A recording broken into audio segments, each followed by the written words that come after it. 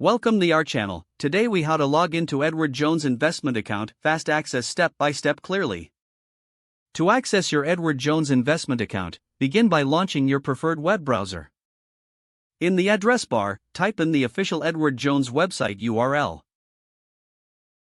Press enter to navigate to the site. Once the home page loads, locate the login button, typically found at the top. Click on the login button to open the login page.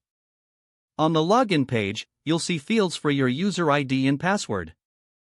Enter your user ID in the designated field. Next, proceed to the password field and enter your password carefully. After entering your credentials, double-check for any typos.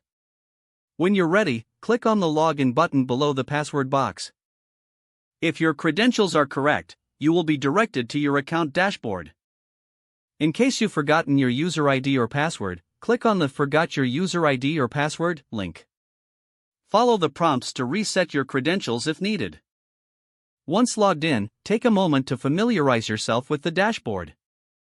Here, you can access your account details, investment options, and more.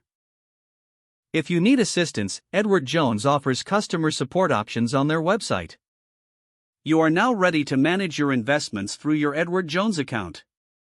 If the page does not load, refresh the browser or try again in a private or incognito window.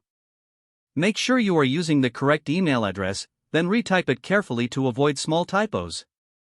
If your password is not accepted, use the reset option and create a new strong password you can remember. Check your spam folder for verification or security emails, then complete any requested confirmation. Enable two-factor authentication if available to improve account security and reduce unauthorized access risk. After signing in, review your profile details so your contact information and settings are accurate and current. If you see an error message, note it down and try again after restarting your device and internet connection. Log out when you finish, especially on shared devices, to keep your account and payment information secure. If the page does not load, refresh the browser or try again in a private or incognito window.